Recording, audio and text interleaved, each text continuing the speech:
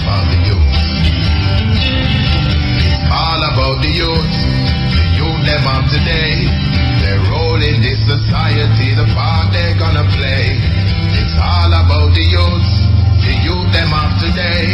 The future for tomorrow. They have to lead the way. Too much unemployment, too much violence and the crime. Too much our youths are in a prison doing time. Not enough in the colleges and universities. I'm on the individual. It's all about the youth. It's all about the youth. The youth them of today. Their role in this society, the part they're gonna play. It's all about the youth. The youth them of today. The future for tomorrow. They have to lead the way. Too much unemployment, too much violence and the crime. Too much our youths are in a prison doing time. Not enough in the colleges and universities. Not enough for them to do. Not enough activities. Our youth have so much energy, so much vitality. If it's channeled in the right direction, how great they could be. But they face a lot of problems in this society. And it's supposed to be a land of equal opportunity. It's just the other day, can get to realize racism in society is institutionalized. It took the murder of a black youth to open up their eyes. Equal opportunities. Is it the battle flag? Good day. This is the stepping razor, the art of war. We're there with you. 10 minutes into the program without doing the program, but we're still there. Why you love Delroy again? There with me. This is the stepping razor, the art of war. We're coming live from Cote d'Ivoire into IRFM. Radio station name Zion FM. Transmitting to IRFM, transmitting to the whole world. So, we start the program like this. Don't say we have to go to a break, you know, believe you me, we have to go to a break. So, we're going to take the break and come forward. Stepping razor, art of war. Link with Natalie Campbell. She's awaiting the president's arrival at the University of the West Indies. And we go straight to Natalie Campbell joining us now. Natalie. Good afternoon, listeners. It's a packed assembly hall here at the University of the West Indies, Mona. People have gathered to hear from U.S. President Barack Obama. It's been about 2 hours since the Secret Service and other U.S. officials opened the doors to the hall after a screening process. People have mostly been meeting and greeting as they savor this historic occasion. Among those in attendance are Youth Minister Lisa Hanna, Senator Marlene Malahoo Fort, Imani Duncan Price, as well MP Dr. Dayton Campbell, members of GUK, and we have people from the sporting arena, Marlene Malahoo Fort, Imani Duncan Price, as well MP Dr. Dayton Campbell, members of GUK, and we have people from the sporting arena here as well. Usain Bolt is here, and Shelley Ann Fraser Price. I've also seen Miss Jamaica University Casey Fennell. A short while ago, there was also a performance from Teslan Chin. Of course, there's tight security here. There are police, soldiers, as well as members of the private security with limited access to sections of the campus. So all in all, people are just waiting for the president to arrive. We have not yet been told how soon he'll be here, but people are, mostly meeting and greeting, talking, and awaiting his arrival. On the platform, we have the flags of the Caribbean countries. We have a group too of persons, young people from the Caribbean, and then there's an audience with the other members, such as Usain Bolt, and the people that are sitting in the audience, and of course there's the media as well. We have a media presence here also. So basically, right now we're just sitting and waiting. As I said, we just heard from Tessanjin a while ago. So we're now just waiting for Mr. Obama to get here. So this is what the situation is. And of course, outside, security tight, police, soldiers, private security guards are there as well. And of course, it's not a free-for-all, going all over the place. You have to have access from the security personnel to get in. So that's pretty much what's happening right here at the University campus at this time. All right, thank you very much, Natalie. Natalie Campbell there with a live link as she awaits the arrival of the president at the University of the West Indies. We'll join Natalie a little later on, but we head straight over to the west coast of Africa with Mutabaruka, Stepping Razor. It's past 2 o'clock in Jamaica. We want you to know that we are broadcasting from a station in Ivory Coast that is 7 months old. And this radio station was set up exclusively to promote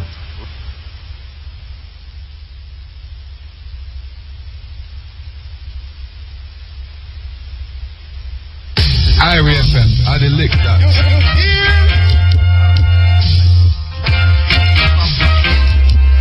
into the rest of the world. We want to give thanks to Cabo, the program director. We want to give thanks to last night we had give thanks so much last night that some of the things sometimes if we know it better we don't give thanks, you know. Really sometimes better we don't give thanks than give thanks, okay? If you don't mention a man name, you know, it look by you with scorn. Sometimes, you know. For instance, now we're not going to mention Delroy Thompson, who is responsible for the technical things inside here. Last night we had Julian Garvey talking about his father, given that we were told that the Prime Minister of Jamaica would mention the expunging of Marcus Garvey from the criminal records, and we are calling on the government of Jamaica to expunge Marcus Garvey from criminal records in Jamaica. You can't dance abroad and not dance a yard. You know, you can't ask a man to something over there, so you would have something over here. So Marcus Garvey is not, and I repeat, is not a criminal. Marcus Garvey is not a criminal. And as a matter of fact, it is the system, the government in Jamaica that made Garvey the first national hero. And it's ironical that after 90 years, almost 90 years in Jamaica, but 90 years in prison, from the time of him imprisonment, them still see him as criminal. So we, as Rastafari Brethren and Pan-Africanists, is calling upon the government of Jamaica to expunge Marcus Garvey records, wipe it clean, like I want to wipe out my own, for ganja charge. And I was guilty for years. We get ganja charge for not even smoking ganja, as a matter of fact. But we're there with you. As we say, we're waiting on some of the ones who have invited here last night. Them couldn't come because, you know, the time difference. When we tell them to the program start 3 o'clock in the morning, everybody say, Musa, you're not serious. You understand? So, but we're glad to know that we got Jalani Naya, who co-hosted the program last night, and Marcus Garvey's son, Julian Garvey, who was here until the program finished early in the morning, at about 7 o'clock in the morning, 8 o'clock in the morning, we're done the program. So we continue the journey here until the guests them come, and we hope we can coordinate this program like how we coordinated the program last night. You understand? That some bitches are going, you know. We don't want no glitches are going in Africa, right? Too much things are happening. You understand? You know, someone commented that the government of Jamaica is fixing the road for Obama, and Obama take a helicopter. R.E.F.M. Thought-provoking, always smoking. Lyrics like a bazooka. You are listening to Mutabaruka. Here we go again. Jackie Orr coming through. This is the Stepping Razor, Art of War.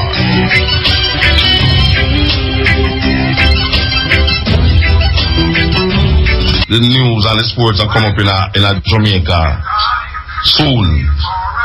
We have a special guest.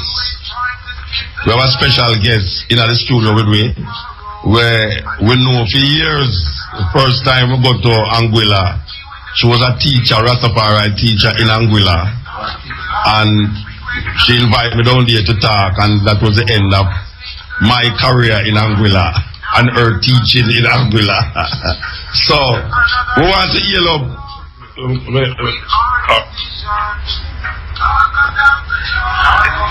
Talk to the people. Talk to the people. Zion, how beautiful are thy gates, I delight in thy law. Zion 105.3 FM, reaching out to all the brothers and sisters and the family in Jam Down. This is Sister Ijanya sharing the pride of Abbey Reggae on Zion Radio. Give thanks and praises, Brother Mutabaruka. Why you sound joyful. I am home. You sound joyful. So, you know, this is go right across Africa, and it's also in Jamaica go right across the whole Caribbean. Is not the family alone there, yeah, to hear this? No, it's on the radio station, so you know. Yes. So it's a broadcast right over Africa. Rastafari. And then IRFM now, I take it and I broadcast it in Africa to about the rest of the world. Yes, I. All right. Anguilla to Africa. It's a long journey. We want to know that this sister going to co-host the program with me. Last night we have a man, we think we should have a woman today. And who better to have it but this sister here. She has left Anguilla and reached in Africa now, and she has made Africa our homeland. We have some other guests coming in, and last night it was wonderful. I know you never hear the program. If you did hear part-time, I don't know, but it was so wonderful that I want to keep the same momentum like last night, you know. So we have some little glitches that go on, and we have to try to work out the glitches because we are going to go to the news soon. We are about 4 minutes before the news start. But where in Africa I live now? I live in Ethiopia. I live on the Shashamane land grant, which is there waiting for the rest of our night to come. So you get some land on there.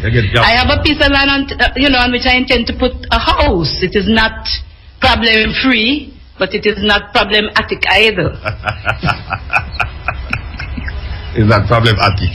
All right. And how long now you leave? How long you resign? I've been 4 years in Ethiopia. 4 years? Yes. 4 wonderful years with one regret. So you never did it from 10 years ago? No, but that is the regret. That's what I'm saying. So you never did it 10 years ago. Alright, so let me ask you a question now. The last time I saw you was in St. Thomas, U.S. Virgin Islands. What to that project that the sister them start celebrating Empress Minute? It's going on as we speak. Maybe it might be over by now, but Nana Faraika was there with them this year. Okay. And so it was. Yes. And that is before, that is when you was living in Africa State. Yeah, they sent for me.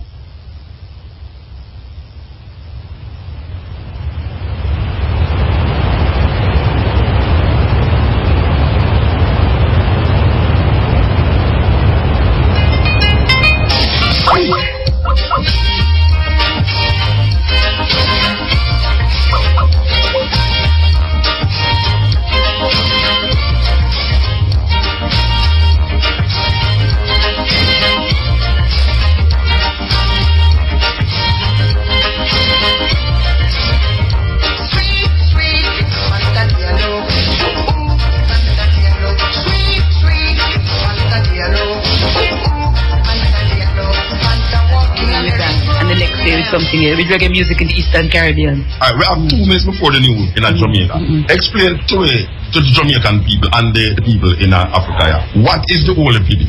The Holy Pibi is the black man's Bible. My ancestor got a vision where he was visited by the God of Ethiopia, who appointed him a shepherd. So this is the God of Ethiopia appointing him as a shepherd to bring a message to the people of Ethiopia, by which I mean black people everywhere, to say that Ethiopia is not forgotten, Ethiopia's redemption draweth nigh, and he speaks, of course, about the condition of Ethiopia and the reason why it is that we have to let go the God of Israel so much and cleave to the God who speaks to we. Yes. So we, over the years, have not seen Rastafari cling to the PB, but they cling to the King James Bible. Yes. We know why. It is more accessible and people recognize that I stand and them read the Bible, therefore they read the Bible too. But then now, we who have been domiciled in those farmer plantation islands have created an ideal general philosophy for ourselves. You don't think so we should have really involved ourselves more in the understanding of what our forefathers and mothers was talking about when they wrote a book like the Holy Pibi? Well, yes, but I mean to say it is not necessary to dash through any book at all, you know. I would say own them all. Alright, we'll come forward. Yes. And read them all with understanding. Yeah, we'll come forward. We have to go to the news in Jamaica. But we're going to continue talking to you for the benefit of the people them in the Ivory Coast. So we're going to the news in Jamaica. Okay. This is news from Irie FM, Jamaica's non-aligned news voice. Good afternoon. I am Patrice Walters with the local and international headlines. President of the United States Barack Obama says focus on the development of young people in the Caribbean is a priority on his agenda. Mr. Obama was speaking at a meeting with CARICOM heads in Kingston this afternoon. Mr. Obama says increasing opportunities for young people in education, entrepreneurship, innovation, and other areas in the region are important for the betterment of the Caribbean. Mr. Obama urged the leaders to get to work in increasing these opportunities for the youth of their countries. The St. Thomas police are seeking the public's assistance in locating and apprehending a man who is wanted for a series of offences, including shootings and murders in the parish.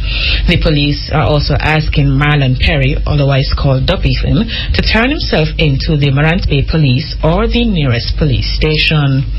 Anyone knowing the whereabouts of Perry is being asked to contact the nearest police station. The police are reminding the public that it is an offence to harbour criminals. The St. Thomas man charged with 3 counts of having sex with someone under age 16 in the Kalisa Simpson case has now been charged with murder. He is 29-year-old bus conductor Damien Ewan of Yallas. Ewan is scheduled to appear in the Morant Bay Army Court on Wednesday, April 22 to answer to the murder charge. In relation to the sexual offense charges, following allegations that he sexually abused Simpson on at least 3 occasions, Ewan is booked to appear in court next Thursday, April 16. 14-year-old Kalisa Simpson of Newlands in Yallas, St. Thomas, was murdered on March 3. A post-mortem revealed that Simpson was 5 months pregnant.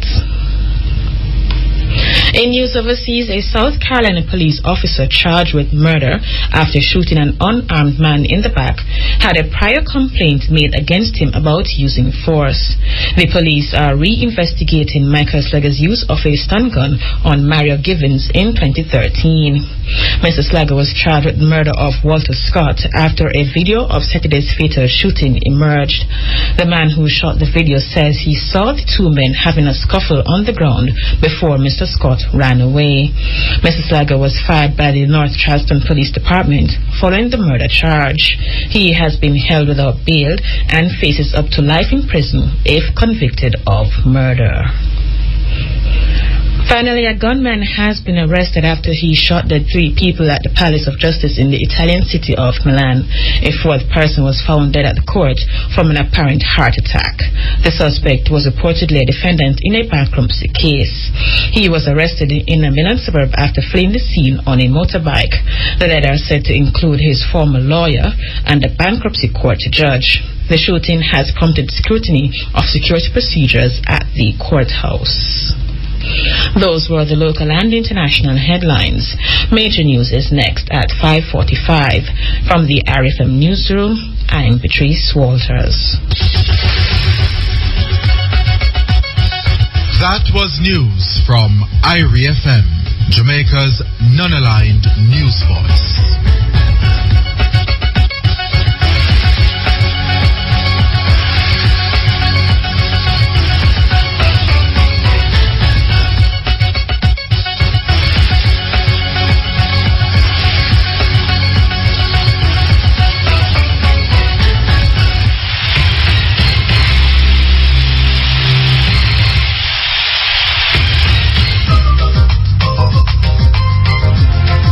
Good afternoon, I'm Roger Hasfall with Irie FM Sports on the Ball.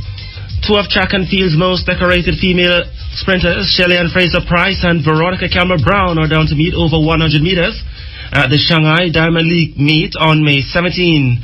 Fraser Price and Campbell Brown, who have won a combined 5 Olympic gold medals, will be joined in the field by the Nigerian double world championship medalist Blessing Okobari. Another marquee event at the meet, the men's 110-meter high hurdles, will see world record holder and Olympic champion Aries Merritt facing off against fellow Americans Ryan Wilson and the reigning world champion David Oliver. The meet, which is the second stop on the IWF calendar, is also set to feature at least 6 London 2012 Olympic Games gold medalists and 6 reigning world champions. Jamaica's Reggae Boys are back on the back of 2 straight wins over Venezuela and Cuba, have moved up 1 place to 75 on the latest release of the FIFA Coca-Cola World Rankings. The move sees the Winfred Schaefer coach outfit as the second highest ranked Caribbean team, behind Trinidad and Tobago, who are 10 places higher at 65. Haiti is the third highest ranked team from the Caribbean at 79. World Cup quarterfinalist Costa Rica is the highest placed team from CONCACAF at 15. They are followed by Mexico 18 and the United States 27. World champions Germany continue to lead the rankings ahead of Argentina, Belgium, Colombia and Brazil. Holland, Portugal, Uruguay, Switzerland and Spain complete the top 10 places. Red Stripe Premier League contenders Waterhouse, as part of their preparations for the upcoming CFU Club Championships, are down to meet CASAFA Major League semi-finalist Marvel Huenden in a friendly match later today at the Waterhouse Mini Stadium starting at 5:30. Waterhouse were drawn in the Trinidad-based Group 3 in the CFU Club Championship. They are down to meet double connection from the host country in Ghana Defence Force and SAP FC of Antigua. Rain has stopped play in the afternoon session on the final day of the 2-day warm-up match between the touring England cricket team and the St. Kitts and Nevis Invitational 11 in Basseterre. The England team, chasing a total of 303, reached 175 before play was halted because of the inclement weather. This after being reduced to 117 for 5. Ben Stokes, who is unbeaten on 25, and Gary Ballance, who is on 23, are the not-out batsmen. Scores so far: St. Kitts and Nevis Invitational 303 for 9, England 170 for 5. Finally, Jamaican power forward Samara Samuels returns to action today for Italian champions AZ Armani, who are down to meet the Russian opponents in CSKA Moscow in round 14 of the top 16 Euro League basketball tournament. Samuels is the Euro League averaging 12.7 points and 5.4 rebounds per game for Milan, who occupy the number 6 spot in Group F. The former Machete High player, after today's game, turns to action against 9th place Roma in the Italian League on Sunday. From the IRE FM Sports Desk. Last night it was so cool and calm and collective. Now it's fear. I don't know. Anyway, I hope IRFM is with us now because we want to introduce we guests them that just come here. Believe you me, we have on my right, so like a boxing ring. on my right and on Cat, the post left. Is the hey, no, trust me, you look strange in Africa, you know. Really? Because it's my first time. Oh, the first time? Yes, the man who look at you, Muta. Yeah, I'm not talking to you, know. I'm Mr. Brown, man. Good afternoon, Mr. Brown. Yes. Good afternoon, Muta. Well, go on, Virgin. Well, when they are doing work, said we are transmit from Ivory Coast to Jamaica. Yes. So when we are there, so now the people them in Jamaica listen to it by IRFM. Yes, So it's the same program what we do in Jamaica. We bring it in Africa, you know. Yeah, man. Back to Jamaica. You understand? Power of technology, my yeah. So Greetings, massive. Hey. Wagwan, Jamaica.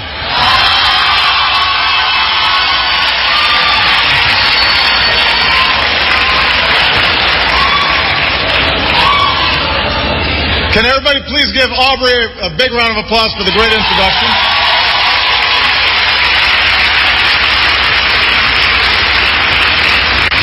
I want to thank the University of the West Indies for hosting us. Big up, UE. Thank you. Yeah, I've been making myself at home here. It is great to be in beautiful Jamaica. Not only because I'm proud to be the first president of the United States to visit in more than 30 years, but because I just like the vibe here.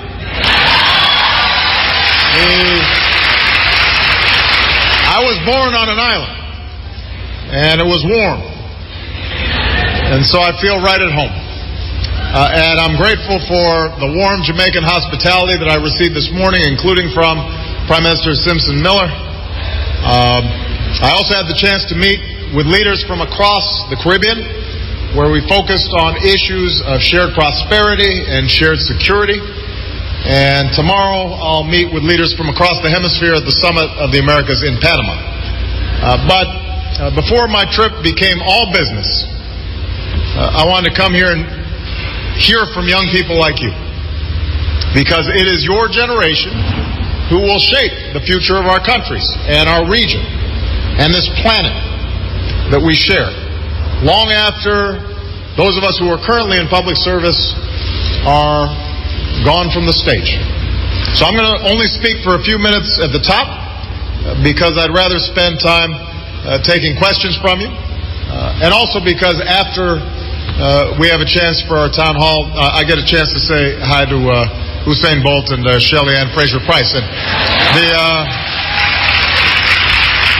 when you have the fastest people on the planet, you got to say hi to them, right? Because that's fast. There are a lot of people out there, and they're the fastest. Now, we are not just nations, we're also neighbors. Tens of millions of Americans are bound to the Caribbean and the Americas through ties of commerce, but also ties of kin. More than 1 million Americans trace their ancestry to Jamaica. More than 1 million Americans visit Jamaica each year. So we're committed to you and this region. And as I've said before, in our foreign policy, there are no senior or junior partners in the Americas. They're just partners. And that's one reason why the United States has started a new chapter in our relations with the people of Cuba.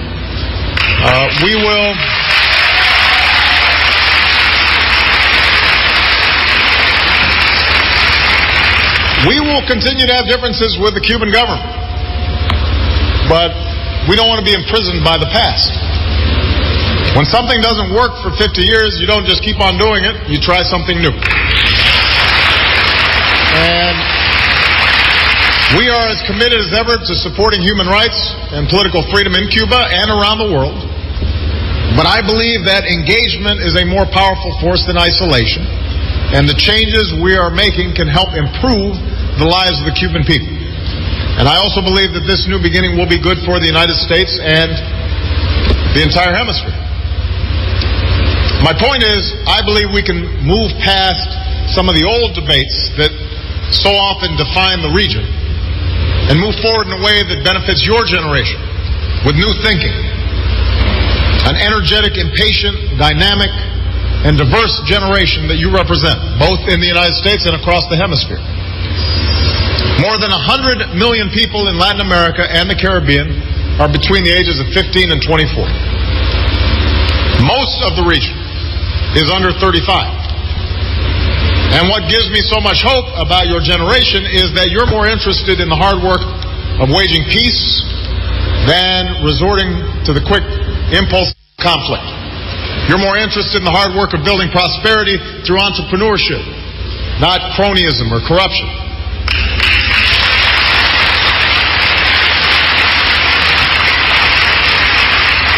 You're more eager for progress that comes not by holding down any segment of society, but by holding up the rights of every human being, regardless of what we look like or how we pray or who we love. You care less about the world as it has been and more about the world as it should be and can be. And unlike any other time in our history, the technology at your disposal means that you don't have to wait for the change that you're looking for. You have the freedom to create it in your own powerful and disruptive ways. Many of you already have, whether by starting your own enterprises or by helping others start theirs. And I'm going to just single out two remarkable young leaders who are here today, because I think they're an example of what is possible, even in the most difficult of circumstances. So Angeline Jackson is here today. Is Angeline? Where is Angeline? There she is, right there. So several years ago, when Angeline was 19, she and a friend were kidnapped, held at gunpoint, sexually assaulted. And as a woman and as a lesbian, justice and society were not always on her side. But instead of remaining silent, she chose to speak out and started her own organization to advocate for women like her, get them treatment and get them justice and push back against stereotypes and give them some sense of their own power. And she became a global activist. But more than anything, she cares about her Jamaica and making it a place where everybody, no matter their color or their class or their sexual orientation, can live in equality and opportunity. That's the power of one person, what they can do.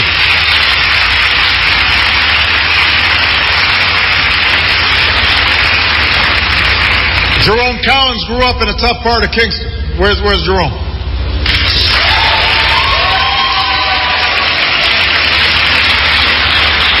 When Jerome was 12, he saw a friend gunned down.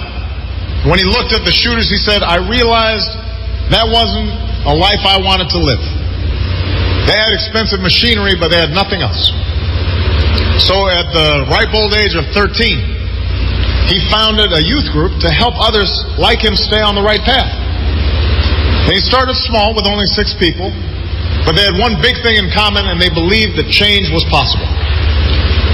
And like Angeline, he was threatened for his work, but he kept at it.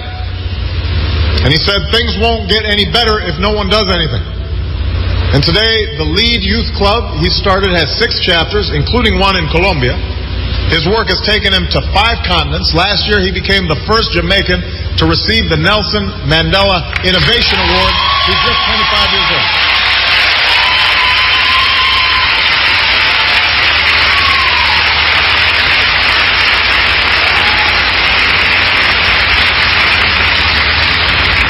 So, individuals like those 2 young people here today, you remind me of something that Bob Marley once said. You know, I went to his house yesterday. I thought I'm only 5 minutes from his house. I got to go check it out. And one of the displays has to do when he was shot. Right before a concert he was supposed to give, trying to bring the political factions in Jamaica together.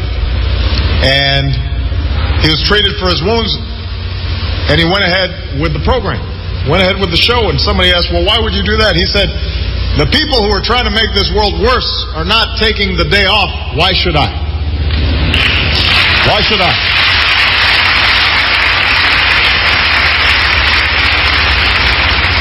So none of us can afford to take the day off.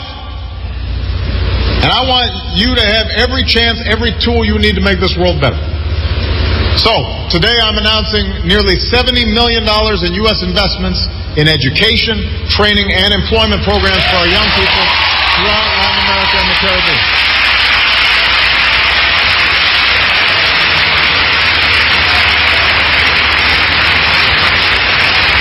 And these investments will help young people in unemployed and impoverished and marginalized communities, give them a chance to gain the skills they need to compete and succeed in the 21st century economy. And that's not all. As president, some of the initiatives I'm most proud of are ones that increase my country's engagement with the next generation of leaders like Angeline and Jerome and all of you, leaders in government and civil society and entrepreneurship in the private sector. 4 years ago, I launched an initiative called 100,000 Strong in the Americas, and the goal was to have 100,000 U.S. students studying in this region and 100,000 of this region's students studying in the United States by the end of this decade, and we are on track to meet that goal. So today, to build on that progress, I'm proud to launch the Young Leaders of the Americas Initiative right here in Kingston. And let me say this. This is not your traditional exchange. We're going to seek out the most innovative young entrepreneurs and civil society leaders in the Caribbean, Latin America, and we're going to give them a chance to earn a substantial continuum of the training and the resources and the connections, the networks, and the capital that you need to make a difference. So this year we'll bring 24 entrepreneurs and civil society leaders from Latin America and the Caribbean, including young Cuban leaders, to the United States. Then next year we'll increase this fellowship to 250 young leaders. And we'll help you to expand your commercial and social ventures. We'll embed you in an American business and incubators. We'll give U.S. participants the chance to continue their collaboration with you in your home countries. So the idea is that you'll get a chance to implement your ideas, but now have linkages that give you access to capital and research and all the things you need to mobilize and implement the kinds of things that you're doing. And this isn't charity for us. This is an investment in your future, because that means it's an investment in our future. A future where climate researchers in the Amazon can collaborate with scientists in Alaska. An idea in Barbados suddenly can be developed in an incubator in Boston. Anti-gang activities in Honduras can be connected to similar activities in Houston, Texas. It's a future where any kid from Kingston can choose a path that opens his or her horizons beyond their neighborhood to the wider world. And that impulse to make the world better, to push back on those who try to make it worse, that's something that your generation has to hold on to. And you have to remember, it's never easy. There are no days off. But if there's one thing that I know from my own life, it's that with hard work and hope, change is always within our reach.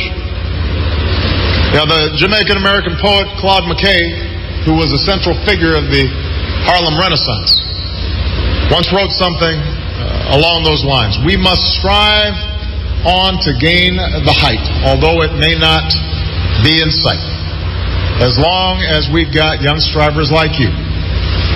And I hope to see you in Washington as part of this Young Leaders of the Americas initiative. I'm confident that brighter future will always be in sight. So thank you very much. With that, let's take some questions. All right?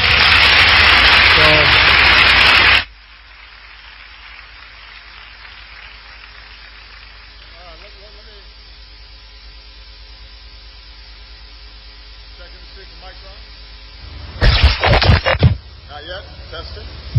There we go. Testing. Everybody can hear me? All right. Since we're getting to work, I'm going to take my jacket off and get, comfortable. It's a nice university.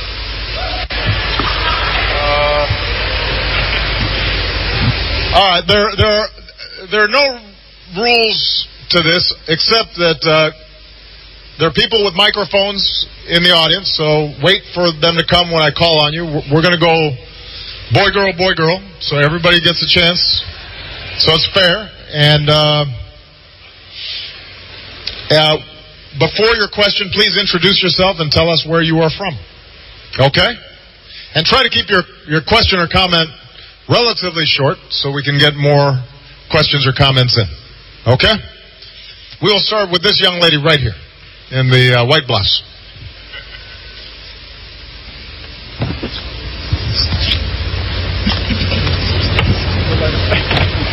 It's a little tight here, so. Thank you. Yoni Campbell, a lecturer at the University of the West Indies. Thank you so much for your talk. Very interesting. And I wondered as well on the Cuban issue, now that your policy has actually changed towards Cuba, I wondered about your views on how it is that we should approach, CARICOM should approach its relationship with Cuba in terms of deepening that relationship. Should they now perhaps move to join in CARICOM? Thank you. Well, first of all, I think CARICOM can make its own decisions, and we'll respect it. Cuba will be participating in the Summit of the Americas, and I think it is my strong belief that if we engage, that offers the greatest prospect for escaping some of the constraints of the past. I think the Cuban people are extraordinary and have huge potential, and what's encouraging is that the overwhelming majority of Cubans are interested in ending the Cold War, the last vestige of the Cold War, and moving forward. It's going to take some time for the United States to fully implement some of the things that have already been agreed to, and it's going to take a little bit longer before you actually have complete normal relations between the United States and Cuba. What I would say to Caribbean countries is absolutely you should continue to engage in Cuba in the ways that you've already done in the past. I do think that it is important for all of us to be able to speak honestly where we see concerns about issues of human rights and political freedom. And I'm not saying anything publicly that I haven't said directly to Raul Castro. There are still constraints on the ability of the Cuban people to express themselves, or to organize political parties, or to start a business. And sometimes the same things we expect for ourselves in our country, somehow we think other people don't want. But I believe that each country has its own unique cultures, its own unique traditions. I don't expect every country to pursue the same policies or have the same political practices as the United States.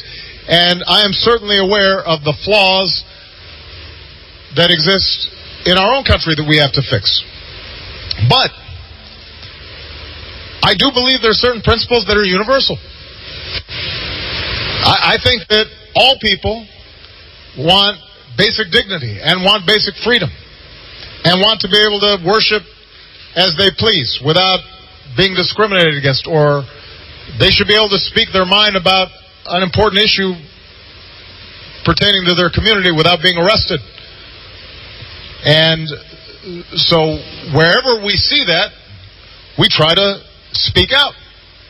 But what we also try to do is engage and recognize that even with countries that we have differences, there's also going to be commonality and overlap.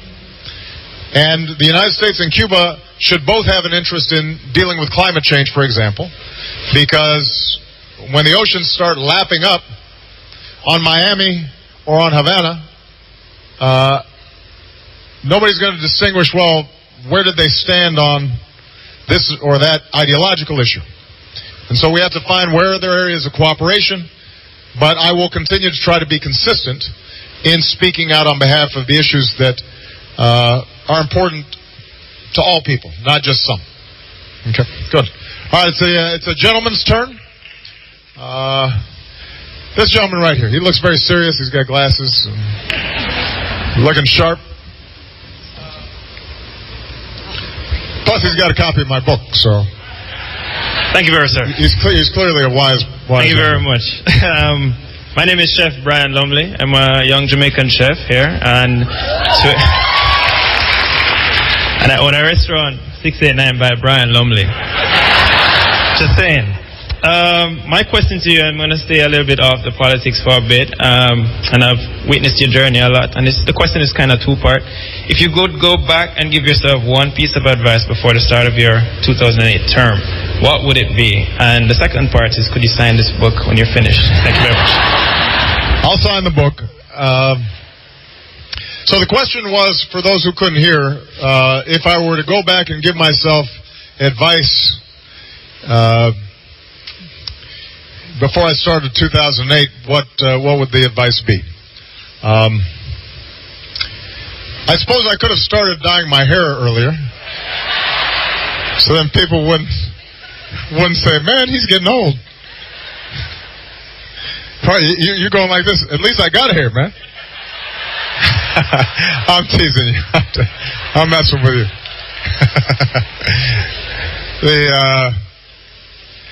I think that, keep in mind that when I came into office, we were going through the worst global financial crisis since the 1930s.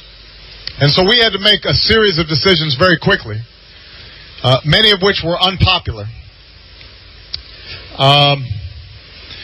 Overall, I think we got it right. I think we did the right thing. And because I think we took these steps, not only were we able to avoid the kind of Great Depression that we saw in the 1930s, not only was America able to bounce back and start growing more rapidly than most of our peers, drive down unemployment faster, create more jobs faster, but that also had an impact on the global economy, and it had an impact on the Caribbean economy, that we were able to bounce back quicker than we might have if we hadn't taken those steps. But it was, I think, costly politically, and what I would have probably advised was that I might have needed to warn the American people and paint a picture for them that was more accurate about the fact that it would take some time to dig ourselves out of a very big hole. Because FDR, when he came into office, the Great Depression had already been going on for 2-3 years. And so people understood how serious it was. With us, we came in just as people were really starting to feel the impacts. And trying to paint a picture that we'll make it, but it's going to take some time, and here are the steps that we need to take. I think I would have advised myself to do a better job spending more time not just getting the policy right, but also describing it in ways that people understood, that gave them confidence in their own future. I think that would probably be the most important advice that I would have given myself. So, good. All right, it's a young lady's turn. That young lady right there. Yeah, you. Yeah. You, yes. Oh. Well, I'll call on both of you. I'll call on you later. Go ahead. Okay, so we're here and we're looking at you and we're all very honored to be here and very taken aback by your leadership qualities. And seeing that you're the President of the United States of America and you're so influential, I want to know how you handle the mental strain that comes with being in charge of so much. What's your name? Kimberly McDermott from the University of the West Indies. Fantastic. How do I handle stress? I'll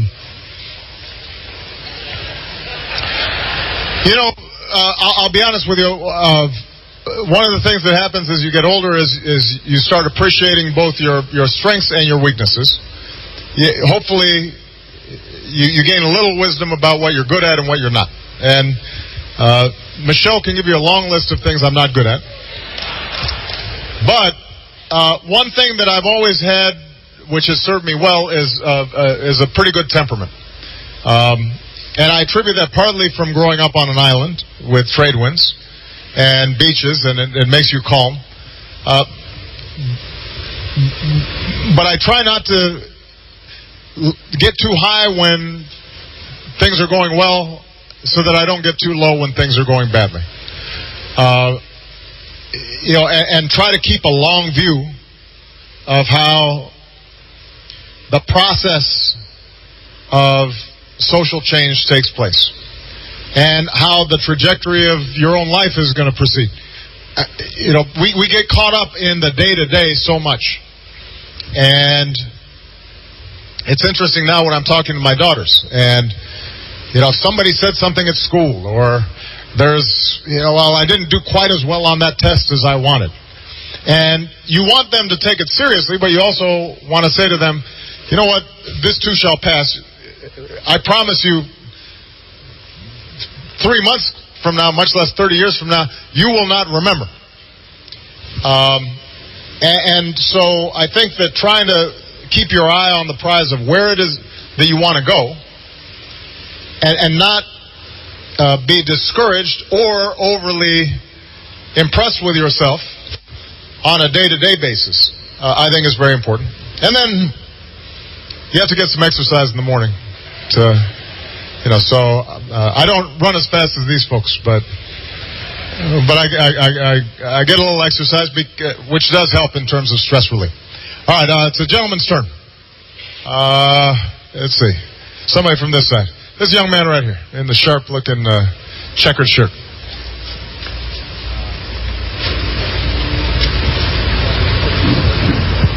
Good afternoon again, Mr. President. Especially as it relates to human rights and social change, I'm Jermaine McKenzie, and I'm a focal point with the Global Fund Board. As it relates to human rights and social change, how do you make the decision to allow societies to go through the natural evolutionary process of having change occur on their own, versus having governments exert policies to make these same political, social changes? Yeah, that's a really interesting question. It's an interesting question, and it's one that I have to struggle with all the time.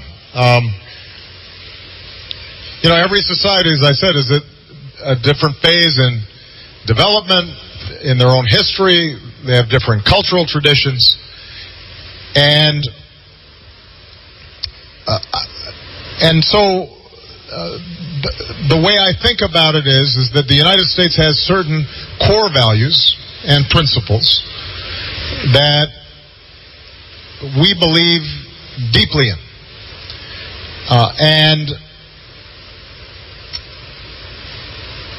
we don't necessarily expect that every country will formulate how to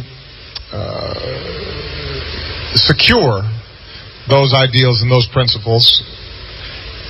We don't expect it to be done exactly as we do, any more than we expect secure those ideals and those principles. We don't expect it to be done exactly as we do, any more than we expect obviously our democracy is not the same as a Jamaican democracy or a British democracy or Australian democracy, but we believe in democracy. We think that if people have the ability to speak out about their own lives, some sense of agency, then that society will be stronger. And that doesn't mean that we won't work with a country that doesn't precisely abide by those principles, but we will still speak out. There are times where a country is clearly engaging activities that are so egregious that it's not culturally specific. It typically has to do with the government wanting to exert control over people and oppress them. And in those instances, I think it is entirely appropriate for us to speak out forcefully, and in some cases to not do business with them. I mean, look at a country like North Korea. I mean, obviously Korean culture is different than American culture. On the other hand, you look at what's happening in South Korea and you look at what's happening in North Korea, and those are two entirely different societies. And I can tell you which one you'd rather live in. And if you have a situation in which people are being murdered simply because they didn't agree with the government on something or didn't want their economic fate to be entirely determined by the whims of some government bureaucrat, and suddenly they're sent to a labor camp, that's something where we as an international community have to speak out on. And then there's some issues that may be culturally specific, but you know what? I think they're wrong. I won't, we're not going to try to force that country to change, but I may try to shame that country. There are nations where slavery still exists. And that may be, part of the ancient culture in that society, but slavery is wrong. And I'm not going to give them the excuse that, well, this is who we are. In Africa, and I can speak, I think, fairly as somebody who's the son of an African father, there are practices like female genital mutilation that may be part of the tradition there, but it's wrong. And I'm going to say so. And it'll be U.S. policy to say that it's wrong. So the tools we use to try to bring about change around the world may vary. And as I said earlier, we're not always perfectly consistent. There are times where we've got allies who are not observing all the human rights we would like. And there are times where there are countries that are adversaries of ours where they do some things quite well. You can't expect us or any country to be perfectly consistent in every circumstance. But what I've tried to do is be fairly consistent in terms of what we believe what we stand for, and then we use different tools depending on what we think will bring about the most change. In some cases, it'll just be a diplomatic statement. In some cases, it may be serious enough that we will try to organize the United Nations or other multilateral forums to speak out against certain practices. In some cases, it may be so egregious that we need to sanction them, and we will try to organize the international community in that way. And then finally, in the ultimate circumstance, where the violations of our values are so severe that they start spilling over, and in the instance of, for example, genocide, we may say to ourselves, in concert with the international community, we need to intervene, because this government is so brutal and so unacceptable that we need to protect people. But we do that in the context of an international conversation, so that we're not simply making these decisions, or we're not so arrogant that we're not paying attention to what the rest of the world community is saying. All right, that was the President of the United States, Barack Obama, giving a keynote address at the University of the West Indies. And we are standing by to join our very own Natalie Campbell. She's online now. Natalie? Good afternoon, Roger. How are you doing? I'm good. Paint a picture for us. What is happening up there? All right. Well, right now, Mr. Obama is taking questions from the young people in the audience here at the Assembly Hall at the University of the West Indies. He was welcomed with loud cheers and applause as he entered the Assembly Hall, and particularly when he used some Jamaican phrases, greetings, massive and big up. He got the approval of those sitting here. He spoke briefly, saying he wanted to hear the questions, and so he spoke of a $70 million investment in initiatives for education and youth, and also launched the Young Leaders of the Americas initiative, which is to benefit some 2,000 young people in the Americas and Latin America. He's been taking questions. One was about Cuba, and before I stepped outside the room to take this link, he was also commenting on how he handles stress. So right now, people are pretty interested in what he's got to say, and they're savoring the moment of having been in a room with the President of the United States.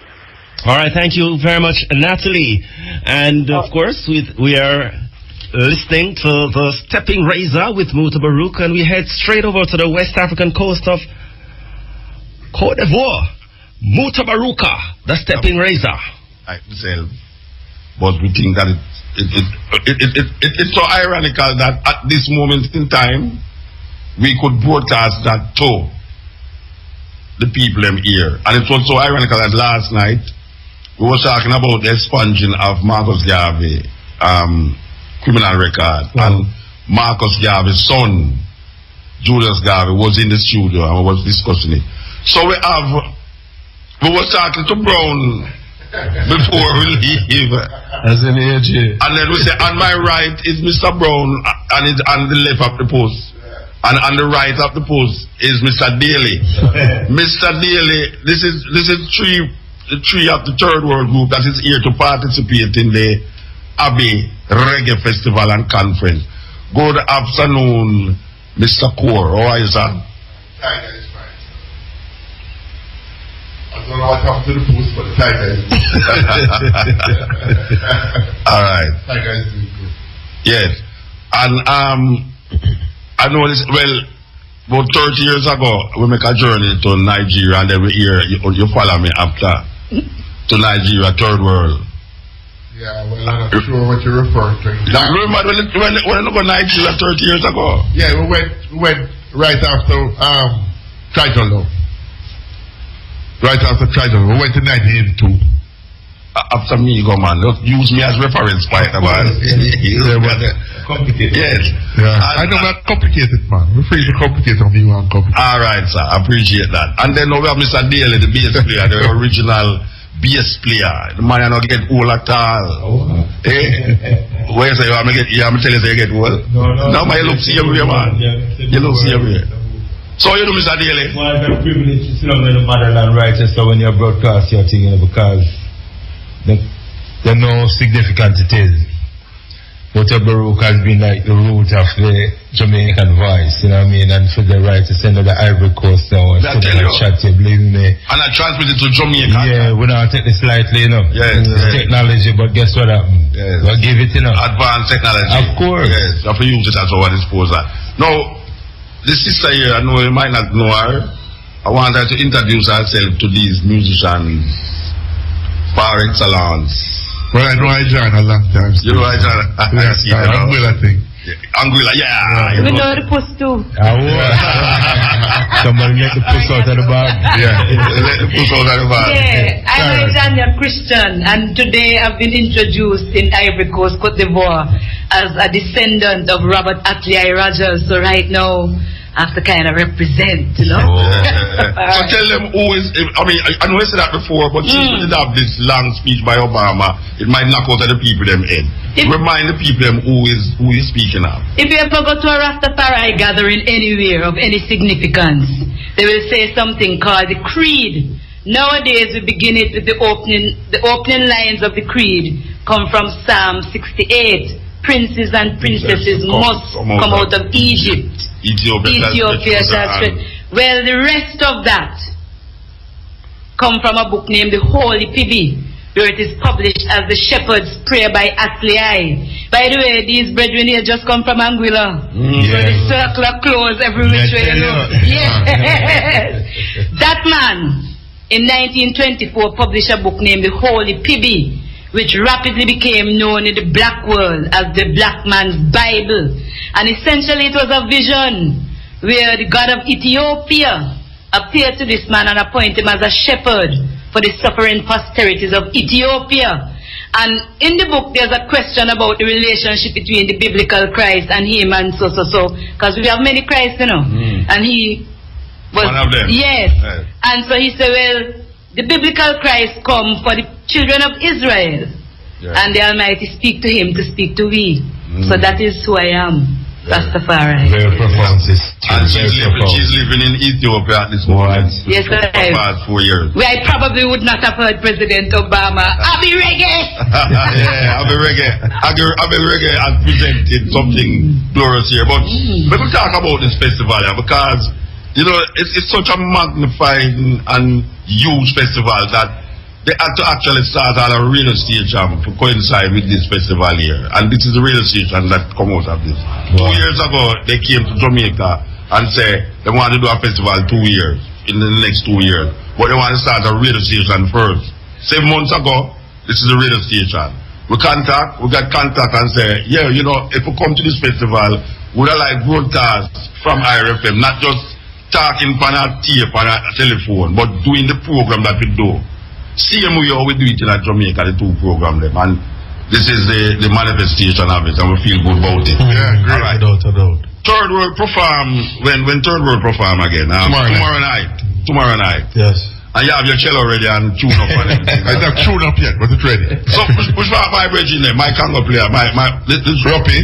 You know, say my drum on the teeth. The teeth, my drum, you know. Oh, you're going to I tune now 5 we take AJ Brown live. Yeah. Drummer. What next thing for the years? I tune advance him more. That's right, you know. Yeah. But we love that bridge later, so the man can play drum in that. It's not easy at all, man. And then we go up on the Congo again and it's rolling. Sunday on the road, I just one stop or go. I don't know come specifically. No, we've been circling because as the sister said was in Anguilla and doing the moon splash, and boy, that was something else. How long ago that was in Anguilla? Maybe a week ago. A week and a half, yeah. So we're on a tour, like how long the tour is? But upon some movements, a tour is when you really go every night to play somewhere else, you know. But you know, sometimes we play this weekend and then 2 days after we play here and then 7 days after. You play the next place. Yeah. The distance and all everything there. So we kind of leave the tour to the younger youths. Then no, we can't leave every night. Well, we now play them with test matches. One day international. Mr. Brown, you hear the man them, sir? Yeah, well. As a youth, them say them leave the tour to the youth them and the youth them attack. Well, I can only go where they go. Alright. You mean the same age as me, so you put me in a bag. You see, you never believe that. I get a joke, you know. When we used to tour, the same long tour them, so we know we're bad with this again, but we used to go through Nevada and Las Vegas and them thing there. That man was like the chief musician in one of the big places. What do you mean? Okay, no, you see, the one here named Desi Jones. You see, if him know, say, the tour I go through that, so, he must say, we have to stop and see this man here. That man was a big man in Las Vegas, you know. The man have a voice, is a shame, man. Just me, man, I feel good for know, say, you connect with one of the best Jamaican band then. Yes. Yeah, I feel good. And, you know, that is true. And I remember you from the course in Amuta. Right? So we have history to remember that. Yes, of course. All you need is a moment to elevate the happiness. What is that? Many instruments and have the knowledge of the music itself, and the history of it. Right. Like all the music. Yeah, to be able to interpret the music in their own way and present it in a way that is professional, and you know you're seeing it in live music because the technology has changed. You know, so live music. Yes. There's an emphasis on that worldwide now. Yeah, especially, I mean, right now in Kingston at any given night, you can go somewhere in Kingston and hear live music. Yes, I'm sure, Richie. That's my telling because to me, well, what AJ say, I endorse it 100%. You know, as far as that whole thing is concerned. But to be quite honest with you, there's another side to the client thing because there's some very negative energy, in my opinion, in the music in Jamaica as well. Where you know, man want kill man with sound thing and two DJ go one dance one night and them going specifically to undermine the next one. And that kind of thing to me right now I don't consider it positive.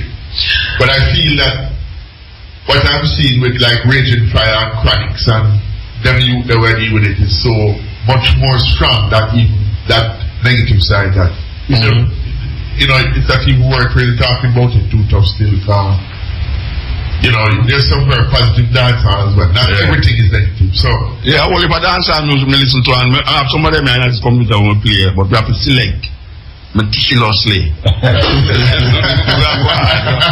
just want to welcome back IRFM. For those of you in Jamaica, we are broadcasting live from Caterpillar. We Zion 105.3 FM. What? You work here? Yes, right. We are talking to, at this moment in time, what's name again? Carrot. We are talking to Carrot. Tell me Carrot. Call Igbo, but tell me not to call Igbo. We are talking to Yakor. We are talking to, we are over yesterday. I know Willie. Tell me I know Willie. I know Willie. So, you know the question I'm never asked now. If you don't answer, no answer now. Willie, Carrot, Igbo, 3 foundation from them time there. The other want to say something about that movement. We just talk about Brown a while ago. Mr. Brown just talk about school of music a while ago. And we have to give credence and credit to Igbo.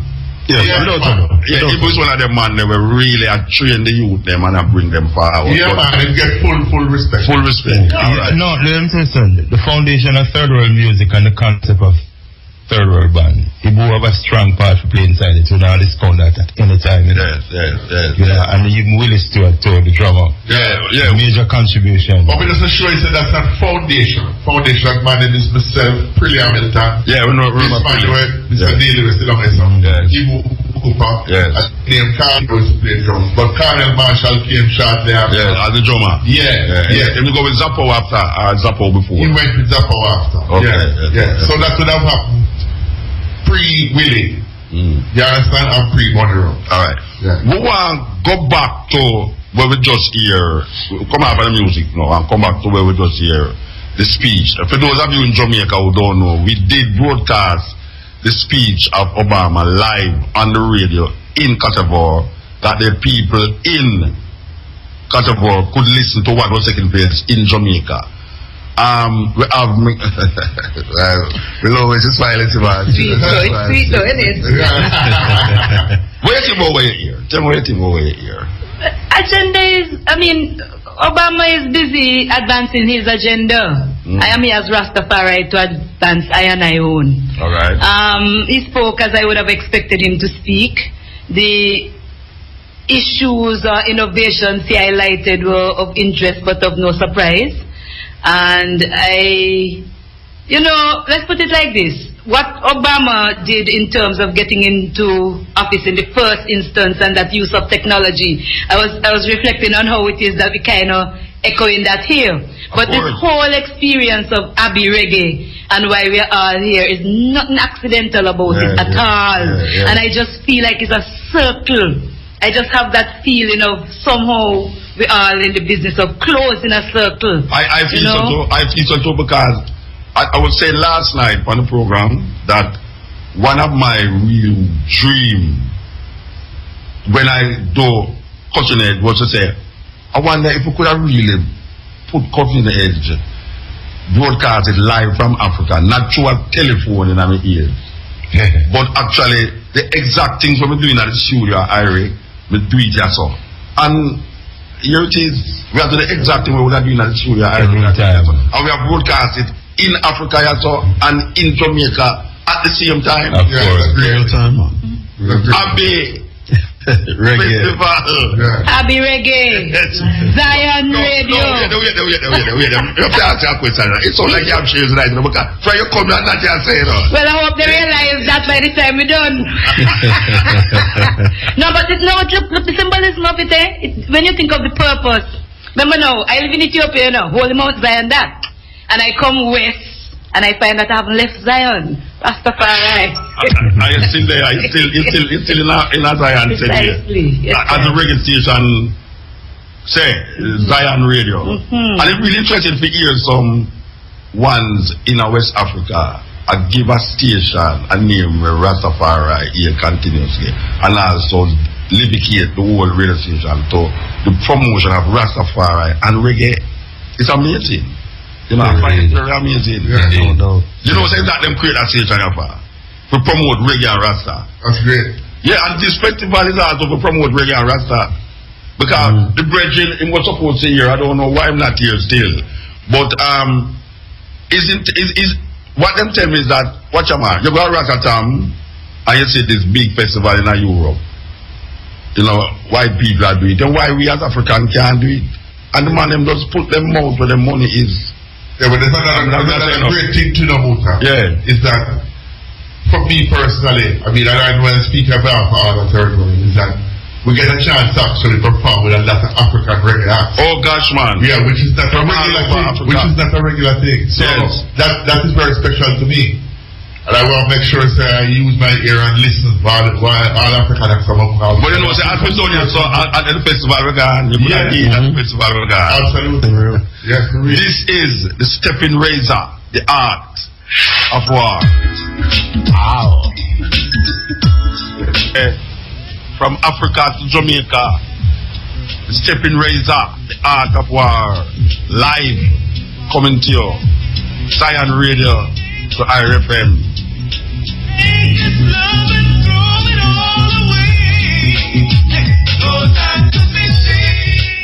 Mr. Brown, you listen to the speech a while ago. You drop a sleep right there. No man, I've been listening. You did not sleep, man. You did not sleep. Don't worry about it. Why you look at me like that, man? Why you not sleep? My brain go put cigarette in your mouth. All right, what do you think about Obama's speech a while ago? Well, based on what I've heard, he's the speech sounded very much like he was comfortable with his environment.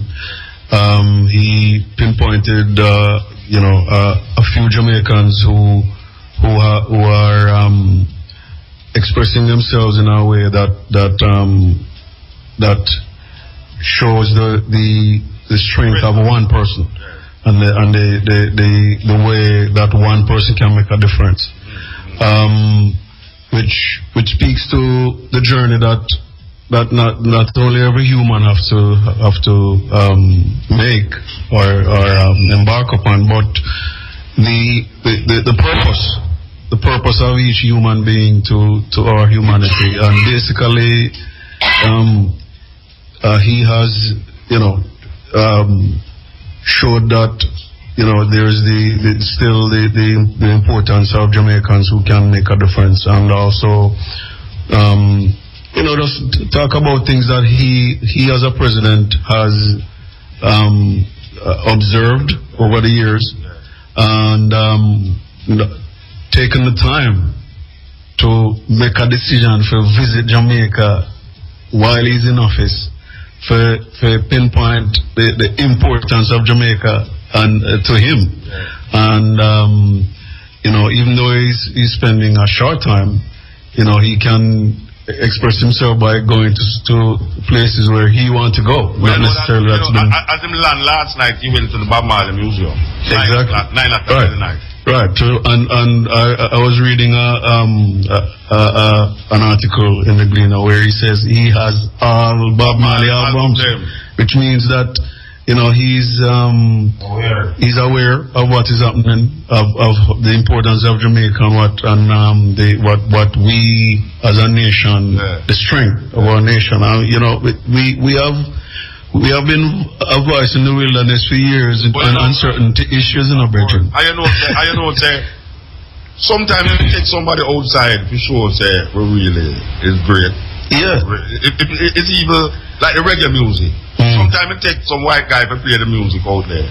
I'm sure we say it's a thing to play. That means that the right, but look all white people play the music. Yes, and but the thing is, Muta, I don't want to segue into something else, but the fact that it can be shown to us that we have a music that the world loves. Yes.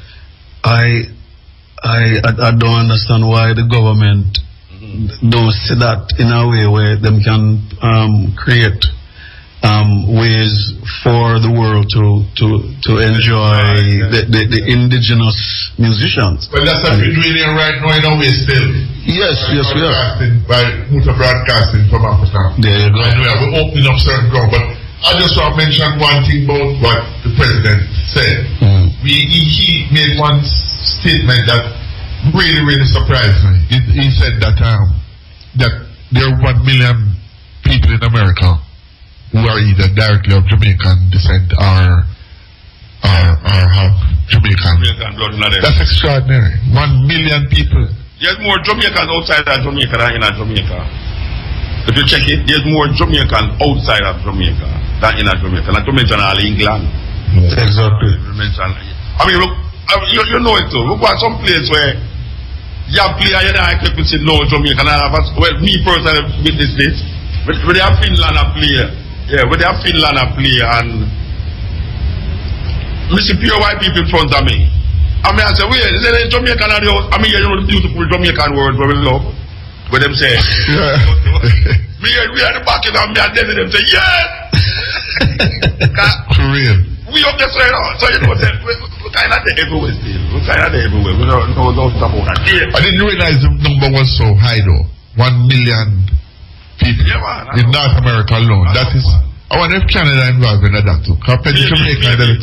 Maybe. Because North America, I mean Canada and I mean they call Canada North America too. Yeah. Mr. Daly, when you think about where you never, No, listen. In spite of what Obama's General said, that's not even the significance of the visit, Yeah. Because guess what? I watched Mandela come to Jamaica, right? Yeah. And there's many places he could have gone when him up on the release. And he never leave that island out. So it's a place where significant esteem people come to just pay the respect. Yes. Right, and it make a connection big time, because not to throw back to the time, but I remember that many people were on the time when Mandela was free. I say I was some Whitney Houston and a whole heap of people, Bryce and a whole heap of people start singing song in Johannesburg and say yes, Mandela is free. And I never hear one of them sing any song on them album paying tribute to him when he was in captivity for 27 years. Domino's Grand Deal. Oh yes, we take the precious any medium one topping pizza for only $1,000. Must set the code. Grand to redeem at Domino's. The time by Domino's is 2 minutes past 4 o'clock. As a matter of fact, Mutabaruka. As a matter of fact, I was listening to a live album that Third World did with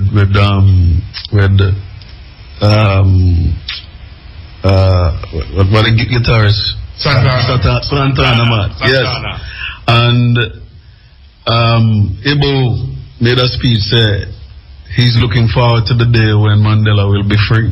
Yeah. So it's almost like a prophecy.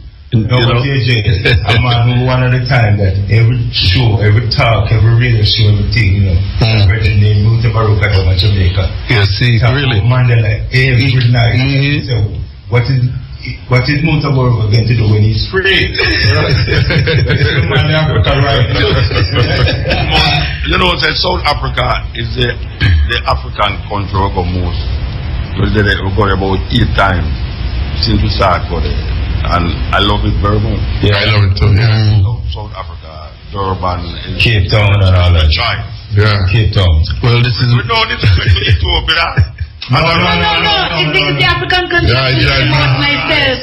And it's always hard to leave because they want to keep it. I enjoyed Ethiopia too, though. Ethiopia nice. Yeah, man, I really enjoyed it. When the millennium was spinning over, we were in Ethiopia. I was there too. That was my first trip. I was there too. Yeah, but I didn't see the eyes. I never see I want to ask something though, because this is happy reggae, and to tell the truth, governments don't impress me. Well, Obama, get a little thing, but yeah. And so here are we, and clearly there's a lot of government money and a whole official backing and supporting and sponsoring government money. Yeah. So what I wanna, right. But then what happened in Jamaica and the whole business of reggae music and so on, as insiders, it might seem different, but to Jamaica is in Ethiopia. I'm Jamaican. They call all of us Jamaica, and they don't know anything else about the rest of the Caribbean. And it is so in many parts of the world. And I believe we are here, even Third World, and so not just to perform, but also to make sure that this thing becomes what the intention is I set out to be. So what would be the advice then to the government of Jamaica via Cote d'Ivoire? You ask me a Third World. You're talking about advice as far as input in the music is concerned. Making this festival be a stepping stone to something bigger and greater in Africa. Well, I think the intention from what I've heard with this whole concept of this festival here was to not only do this on an Ivory Coast thing, but also to interest people from other parts of Africa to come to this festival. And I think that is a key thing to the whole thing right here now. This could come in like a template that could go all around Africa. In the same way where when we have pizza food, we go all over Europe with them Summer Jam and them this and then Chimsy Festival and that all over Europe. It could be a similar thing happening in Africa here. We could have 10 or 15 big festivals every year in Africa that could energize this kind of feeling. But if it's not South Africa, you might have a little spot one time in Nigeria, you might have a little thing over Kenya, but you don't find there's any thrust where you could have said the music directly. I'm here say, even people from the Jamaican government went down and fact-finding mission looking at Rotterdam and those festivals. So that energy could still be every year toward Africa. Them send people go down there all the while. And I don't, it would have been nice if the government did send somebody down here. Yeah. I don't remember seeing no government minister or anybody from the government. You mean the president government? Yeah, there's one government, the present government. Because we know Babsy Grace is the coordinator for the tour, but she's not in the government position at this moment. It would be nice if she could have if them would have sent somebody here. See the power of the music in Africa. Because we know about the power of it in Europe already, and we know about the power of it still, but it is always feeling refreshing to know say you're there Africa. Even right now, with the Africa with Sister and Brethren and I say, wow, it just feels nice, and it's going to be a wonderful thing. Whether rain fall or not, even though the rain don't fall, I want to tell the people them in Jamaica, really and truly, it's 9 o'clock right now. 9 o'clock. So I guess it's about what? 4 o'clock over there. 5 hours difference. The people they must know that right now it's dark outside. But the appreciation must be sustained and maintained in terms of this festival. And that is really where we started work for. I mean, all out there, so no, we are, you know what I'm saying, that we should have worked with this festival, push forward in this vision of one in Nigeria, one in this, one in that, one West Coast, one East Coast. Because when you talk about West Coast, all the way I think about California. You also when you talk West Coast, you think about Nigeria, Ghana, and when you talk about East Coast, you talk about Zambia, Ethiopia, and them places. North Africa, even Morocco too, you know. Yes, sir. Morocco, we have Morocco and South Africa there. You know, it's a massive, it have a potential to be massive. You know why we need the African thing too? Because you can find out, so right now in Europe, from when we started, when they said 40 years ago,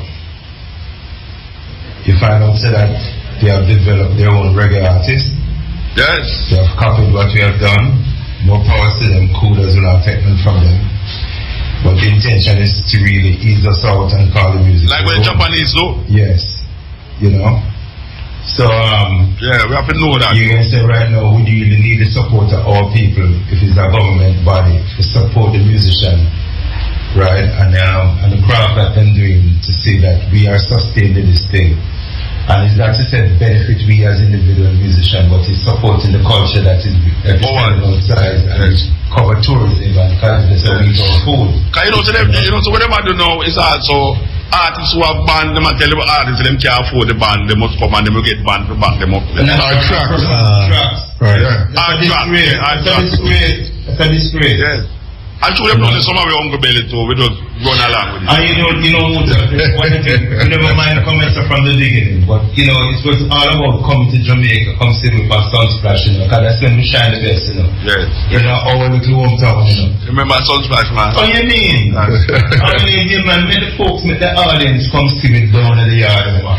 Yeah. I mean, we don't mind travel from them places. Yeah. I mean, man mind go Europe. But Jamaica. Come to Jamaica. Come see. I mean, the man was selling sugar cane and the orange. We give it a food after the festival was gone. Yeah. You understand what I mean? I've been now reading a newspaper that why yesterday that third world mash up Super Jam and Summer Jam and all that. And some of that helping. You're not getting nothing out there. But this is a kind of late. The first time I got Sunsplash was 1982. It was still at Jarrett Park. Exactly. And this was like a highlight in my life. And I could remember like maybe 4 o'clock whatever morning, a band named Blue Rhythm Band from Chicago. Way up there, all around me I could hear blows and skirts, something, because it was like a shock. So how come we not arrest that? Jamaican fascinated with them see other people and do cultural expression. You know, it's like when you're a white man and say ganj. And I really can't try much right now.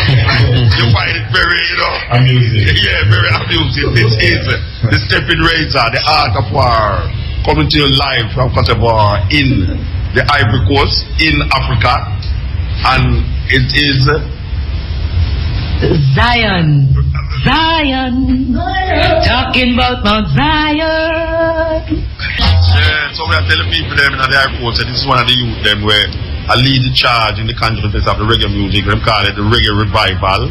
The bridge name is Chronics, and we know say you see me of Ivory Coast. That was Chronics. And you too is leading the charge in the music business right now, the consciousness of the music. We know say little more you see him, and you see Cat Core son with him. For real. Right, Mr. B? Yeah. They call himself Zig Benz. Yeah, man, Jumbo Stevie, man. I think they call himself the band. Big French Redemption. Is you get the name? No, you remember it's the third world that have Zig Benz. Yeah, but we can't always forget that. Oh man, as them saying cricket, how is that, man?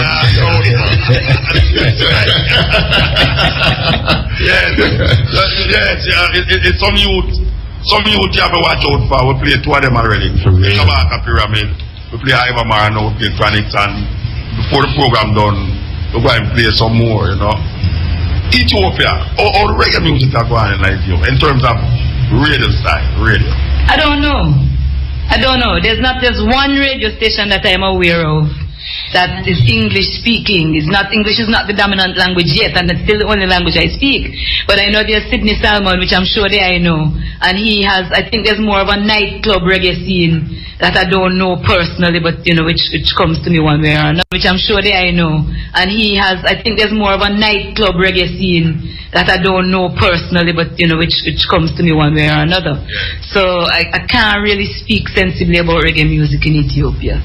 So I better hush. I love that. What you don't know about, you don't talk about. Of course. And as you said, this festival is going on tonight. We have some artists coming all the way from Ethiopia on this festival here. We have artists from we have artists from Mauritania, Ghana. We have artists from Burkina Faso, Mali. We have artists from Jamaica, Guinea. We have artists from a lot of places in Africa, and it's really a gathering of artists in the reggae vibes. And tonight, the headliner is Alpha Blondy. For those of you who don't know Alpha Blondy, one of the first albums Alpha Blondy making reggae was in Jamaica, when we used the Wheelers.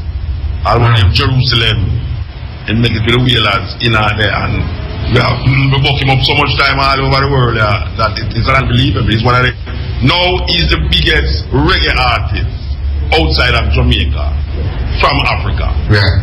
When you have Lucky Doombe who them killed from South Africa, but Alpha Blondy right now from this country is the biggest reggae artist outside of Jamaica in Africa. Sure. Feel good about that. And then we're going to have Master Griffiths and Jody Moat teaming up with Yeshima Bet, which is the daughter of Freddie McGregor and Jody Moat. She will be singing with the two sisters them as I3, backed by 809 band with Nambo, Robbie Lynn, Gibby, big artist, and one of the youth them who did win the Rising Star, the saxophonist. Yeah. I remember when name, but Muta, we learn them pronunciation, the saxophonist. That's what the way of course. Saxophonist. Bram. You want to hear the truth of it? Yes, sir. You said, I said the word, yeah. You have a think for that seriously because if you go wrong, I am tormented. Okay, I go on public radio and say this foolishness. When I say saxophonist, the next thing in my mind is why. Yeah, but you have Kimani Mali, who will perform also with his band. You have Mutabaruka will be performing with 809, and you have Third World, which is tomorrow night. We'll be performing with Third World band. And then on the last night we will have Morgan Heritage, the family of the Heritage, the tribe of Heritage I call them. They will be performing right here in Katibor at the Abbey Reggae, and we're talking to you live from Zion. The International Abidjan Reggae Festival.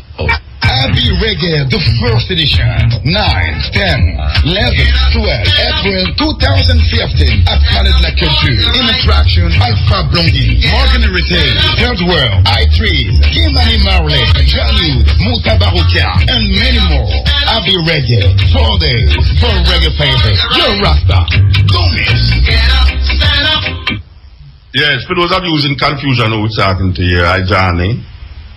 You can't name it, it's Ijanya. You see, Ijanya. Jackie, do something. The only thing. You get me nervous with this. Alright. Ijanya, which is now living in Ethiopia, the sister here that is hosting the program, mate. You have AJ Brown, the vocalist now for Third World. You have Cat Core, the lead guitarist, cello, founder, and whatsoever else. And you have the man called Richie Daly, bass player, extraordinaire. And this is in Africa with it. We have to stress that and emphasize that. Yes, sir, West Africa. People at Jamaica, we're not talking to you from Ocho Hey! Who are the people of Jamaica know say the program is not being, we're not talking to you in the studio of IRFM, we're talking to you in the studio of Zion in Côte d'Ivoire, Abidjan. Come to Abbey Reggae. So we tell you about the youth that we are rise up in Jamaica now. We're talking now to Côte d'Ivoire. The people in Côte d'Ivoire who are listening to here right now on Zion Radio. And we mentioned Protege. We want to play a combination with a next youth with Protege, which is one of the biggest tune them, I think it's for last year. One of the biggest tune them for last year coming out of Jamaica. And say yes, that's a man who, you know, a vision, inspiration, and that's it.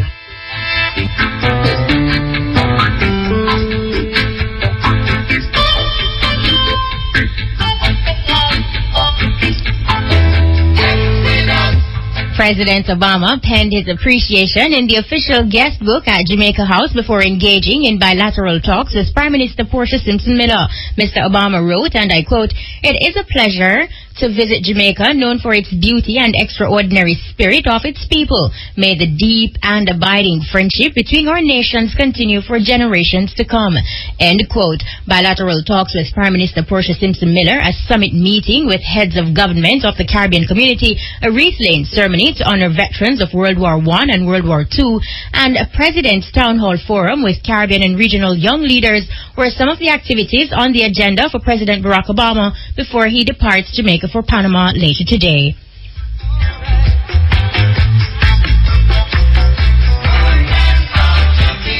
Jamaican dub poet Miguel Williams, more popularly known as Stepper, was the first to ask President Obama about the United States stance on the decriminalization of marijuana in Jamaica. The president's first response was he knew that would be a question. How did I anticipate the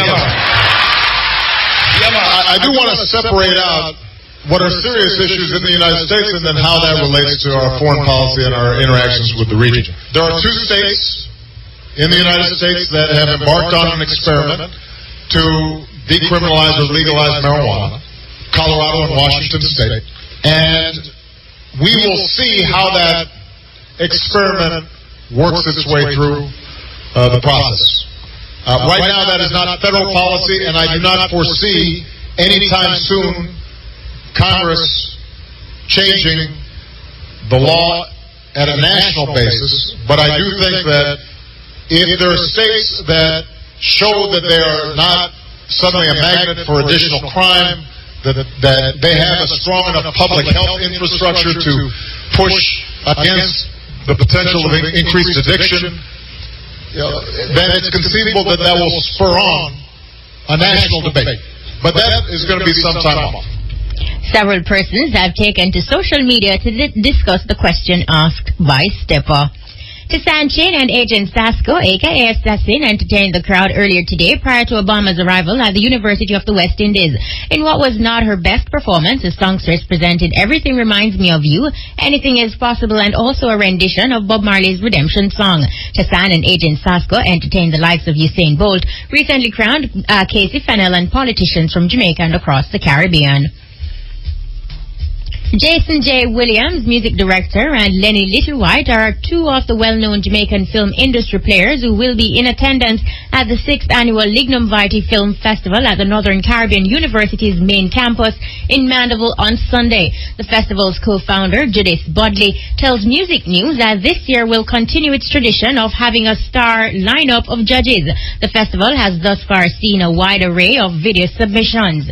The festival, which has tremendously grown since its inception in 2009, will see the winners from several categories being chosen. Those include trailers, silent films, short films, and animation. On the international scene, American pop star Taylor Swift announced via Twitter that her mother has been diagnosed with cancer. The singer says while she has decided to take her mom Andrea Finlay's advice and tell her fans about the illness, she's keeping her mom's condition and treatment plan private. Taylor Swift was the one who insisted that her mother do a doctor's check after she found herself too busy to do so. That's Miss Finlay's main reason for the request from her celebrity daughter to make the information public so persons could also encourage their parents to take their health more seriously. This day in music, 2004, a man was arrested for allegedly stalking pop singer Avril Lavigne. Celebs celebrating their birthday today are Wayne Marshall, Jesse McCartney, and Kristen Stewart. That's the full 100 in music news for today, Thursday, April 9. It came to you courtesy of Burger King. Taste rules your way. Remember to check out irefm.net/ebuzz for more music news details. You can also check out Live at 5:45 for Entertainment Spotlight. Big up to the recording engineer, Tess for Pitt. I'm Kishima Francis. From King Street to Parade. Yeah, who wants to say goodbye to wickets? From Third World, yes, Cat 4. Richard D. They are just a downtown down. The youth, they are just a downtown down. Say take this one to the media. Politicians are the biggest leader. Say are them buy the guns, and them sell the drugs, and them now give the youth them no visa. Mississippi, Dodos, Flaka and Kesha. Them bear the pressure, but me never see no better politician. Yes, there we go. That's why me big up brother Miguel and Muta. Every juvenile wants a gun. Every juvenile wants a gun. But I just saw downtown run. That's a serious thing. I don't know if you know the certain statistics in Ethiopia, but I want to ask you, in Ethiopia, or the crime rates there in Ethiopia? Because you know we have a big problem with it in Jamaica as well. Yes and no. If you listen to the news, yes. If you just go Jamaica for a vacation, no. Yeah. You understand? Because I have never experienced anything crime-wise in Jamaica. Yeah. But in Ethiopia? In Ethiopia, it is. I feel very safe walking the streets of Addis Ababa in the night. I will get robbed. I'm on my 5th cell phone in 4 years. So you have to mind it like you mind a baby. But in terms of, and the thing is, though, crime is everywhere where human beings exist. That is just a fact. But you have some places where a bit more than some. I mean, don't you want to know any statistics? Robbery, I can speak of more than any other thing, and that it has to do not just with poverty, but with a perception that if you come live there, you have it. And therefore, you want it. Yes, that kind of thing. But I don't feel. Well, I've been robbed in Anguilla in my house. Yes, but you don't feel insecure. Not at all. Not at all. But then again, I am not a stranger there. So it depends on how you present yourself to the world too. If you go down the road clutching your bag under your arm and looking suspicious, somebody should take it away. But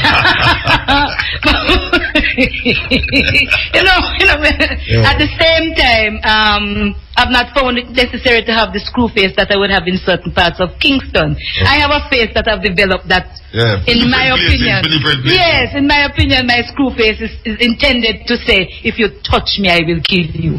I've not had to take it out anywhere in Ethiopia. Yeah, but if you got so you have to take it out. Some places under certain conditions, but I've never really experienced anything of the sort that I hear. I've been in things in Jamaica and see tank coming down the street and soldier on the belly and thing. But in terms of a personal experience, no. So it's all of that. Yeah, all right. The movement in Africa. We know that you're a part of the sister movement. I don't know. I'm part of the Rastafari movement. Yeah. At large. All right. We know. All right. You have some sisters, we call them Empress of Zion. You're not a part of Empress of Zion. Well, they asked me to be a member and I said I couldn't be a member of anything, so they make me an advisor. Yeah, I think there's a plan. I just got a job, so I'm kind of being responsible. In Ethiopia? Yes, I'm copy editor of the leading English language business newspaper in Addis. I want the people to know from in Jamaica and in a Casavoir that the sister we are talking to is one of the main teachers that come out of Anguilla. And she was the one who came to Anguilla the first time, and as I said at the beginning of the program, Anguilla was never the same. That is the truth. When she invited me there, she never know that what was going to take place would follow her through her years in Anguilla. You understand? So, I've never been back, you know. But it was good for us. Of course. Of course it was. Of course. I've never been back to Anguilla. You'll be more welcome now. Of course, well, I mean, after so much years, after so much years, they must invite. Muta, in those days, you know, people were saying, Muta who? Yes. No, they must say, Muta, yes.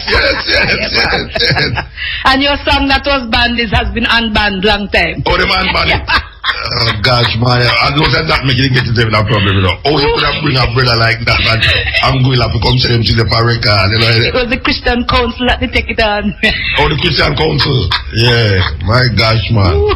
All right, so as we talk about the sisters there, we really want to talk about sisters there. Is there any group of sisters on Shashamane land right now where maintain certain discipline and order so that the land itself can maintain and be amongst Rastafari, Virgin and Sister them, as it was like, you know. I mean, I know say a lot of it get taken away, but the numbers in Shashamane are so small that what, you know, for example, there's out of the Nyabingi Sister's Council, which is that you can count on maybe one hand. They formed the Matriarchs Publishing Association, and so for the 50th anniversary of the OAU, I put out a little booklet, which is Majesty's opening address 2 in 63 to the African leaders, and they published it. It was their first publication, but then one move to others. It is the numbers are not, they're untenable. So as soon as one person moves, it affects the whole thing. So Sistren and Brethren are working together, and it's not confined to Bingi Sistren or 12. One of the biggest healers and close to the Bingi house is a 12 tribe Sistren. So we don't really separate along house and mansion lines because we can't afford it. And then of course the Sistren tend to not talk as much towards getting a task completed, and so there are things that happen, but it is not an ongoing presence of productive outcomes because the numbers are really just too small. And I have now become one of those annoying people that when you visit Shashamane, we go on like, you know, nothing if you're not stay. See? And so I hope Cote d'Ivoire know what they're doing, you know, with Abbey Reggae. Because Abbey Reggae is never just reggae. You see it? And it's a philosophy. It's a philosophy, and it's a wave of consciousness raising that taking place over these few days here, even including now and Zion. So, you know. Yes. And as we said before to the Jamaican people, we're talking from Africa. We want to heal up the ones who in Jamaica, in Irish, we make it possible for this thing go there. Believe you me, we can't talk enough about Shane Clark. I'm there with from last night, you know. I don't know where Roger's father doing at the studio still, you know. I don't know because the sports we are really, you know, and it's not running African. But I'm a brethren. We want to heal up Roger's father. We want to heal up Samantha. Believe you me, sister. Me have to talk to them about your peer salary, you know. Believe you me. You may talk about peer salary, but that's about my own. But no, Samantha is really something else when it comes on to gathering and moving programs how it's supposed to move. We want to heal up Samantha. We want to heal up Cabo. Really and truly, Cabo has been doing the works and wonderful works. So we give thanks. And we now forget Calabash restaurant. Let me food, you know. And me hungry. We want to heal up me hungry, you know. Even over there, so you know, you think so when I think about me hungry. Because me hungry alright, you know. Believe you, be well hungry at all. Oh, what did I say? Family food. They were not talking about it. Oh, yes. We never had here where we had Bonnie and Kimmy and family food for all over the so. They right to keep the calabash. We soon come. What kind of calabash? They right to the calabash. We love that. The violence of few calabash that we eat all that. We love that. Then I have a bridge and him make it possible. This man, yeah, man. Because if I wasn't him, I'd have friend from, hey, I told you don't know, man. I don't see me a friend still, you know. I'm getting to know. Let me see me a friend. So, we are prepared for the cash pot thing. Yeah, you know, so we are prepared for the cash pot thing. But you know, say, anytime cash pot come on, you know, we're not stopping, you know, because we're not just cater for Jamaica here right now. We are cater for almost 20 million people here right now in this part of the world. So, and it's lovely. It's this radio station is called Zion. Talking about Mount Zion. 105.3 FM. And IRFM is 107 and all the 7 you can find. Believe you me. And the same way you put IRFM. If you put 107 and any other thing with a light, you get IRFM. New Protect Deep Clean helps to remove dirt and oil that can cause pimples. To send on Ultravious, IRFM, Zion Radio, broadcasting live, the Stepping Razor.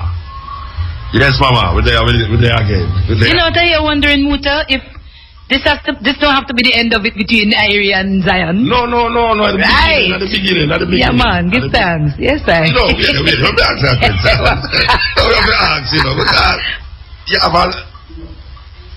a investment in this thing. But I have an investment in Irie too. I have an investment in the connection. No, I'm saying how you're doing it. See, no, it's too wise, you know, it's too diplomatic. But it's nice. It's what it is, you know. And you see, I go to AU meetings, you know, and I hear the political speaker, whatever diplomatic. I hear all the nice words, and we have nice words here too, you know. But we're also in the middle of a process that's more real and more impactful. And let me tell you something, you know, there's something bold about Abbey Reggae, and I love it. You understand? I haven't met the government properly yet. I don't know enough about the country yet. But there's some wise minds in operation right now. And I give thanks and praises to be here. Because the country has welcomed us. Then now we come home and we bring in something. And we're carrying away something too. Give thanks. And you know what is nice about it too is that we actually know so them come to Jamaica and say them about do something. Them say them about keep a festival 2 years time. It was 2 years ago. And then them say before the festival, them about set up a radio station and them about call it. Me still in a Pegasus with them attack, you know. And them say them about set up a radio station before the festival and call it Zion Radio. And if you come and see say with the fan Zion Radio. Some kind of fanciful, isn't it? 2 years ago. Yeah, you know, it's like and 2 years run out quick, you know. 2 years run out quick because me and say, but wait. When we get the call, say the brethren them say they would like me take part in the festival. And I said, but that was 2 years ago. We are here this thing and 2 years come like it just goes so. You know, some of our next festival in a Gambia every 2 years. And next year is the next. Cause last year we did it in a Gambia there, and them have reggae and them have different things when them carry go a certain place and see the different culture of Gambia and them thing there. So something that happen. Now we can't go on like that now happen. You know, something happen. It might look kind of dreary sometime and dumb sometime, but we're not going to make that stop way. No. We're not going to make that stop way. No. This is the Stepping Razor, the art of war. All the way from the Virgin Islands. This is called Desiree. Digging her up on Friday.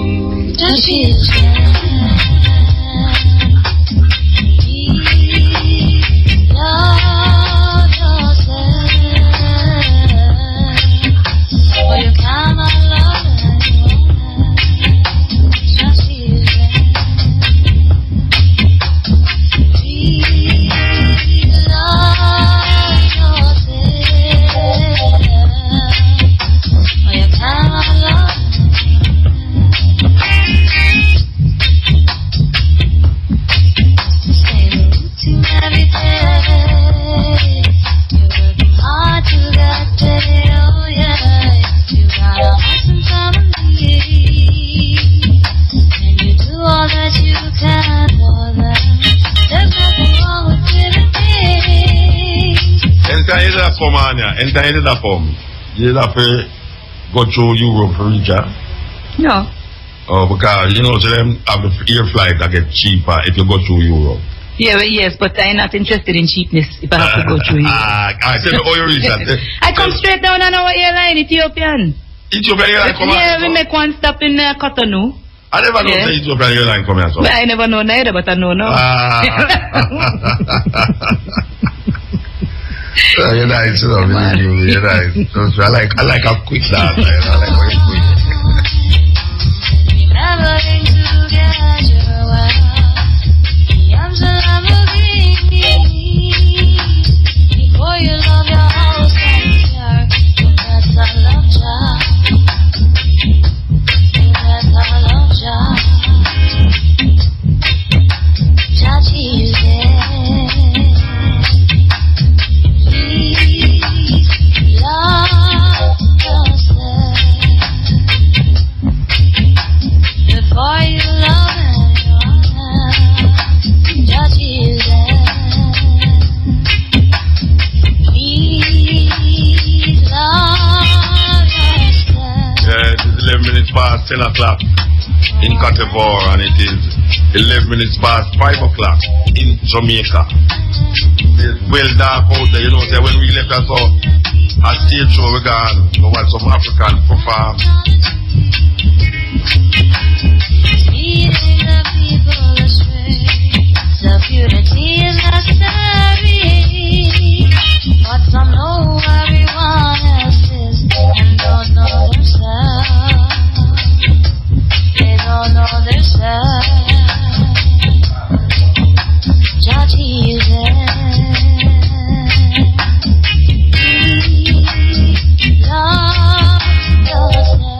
You know, so we know some words in the French, and for those of you listening in Jamaica, you might not know where these ones are going to say us or now, but we want to pay respect to them because they opened the doors of the radio station to me in the past 2 days or so now to do this broadcast. So I want you to say something to the people in Jamaica. And we know say you can't talk English, so don't try to talk English. Just talk French. Madame, mesdemoiselles et messieurs, encore une fois, on est très content de vous avoir. Alors, il fallait le savoir, Mutabaruka, justement, avec cette grande dame qui est donc avec nous, il a eu le temps de recevoir à l'instant le groupe Third World. Et puis, il faut savoir que monsieur Denroy Thompson est bel et bien là avec l'une des femmes qui l'accompagne. Et ce soir, c'est un partage. Vous avez eu l'occasion justement de les écouter depuis 19h. C'est juste un moment pour eux de vous faire comprendre qu'en Jamaïque, il y a une chaîne de radio qui fait carton qu'on appelle iRay. Et sur cette chaîne, vous avez M. Mutabaruka qui fait une grosse émission qui est bel et bien écoutée. Alors, à l'heure actuelle, toute cette émission que vous avez eu le temps d'écouter est en direct. En Jamaïque, on nous écoute. On va faire un gros coucou à tous les Jamaïcains qui nous écoutent. Et puis, on va dire Peace and Love, Rasta. Oh, I know, say this is the Brethren Pit. This is the disc job for Zion FM. What is it today? What's the run guard?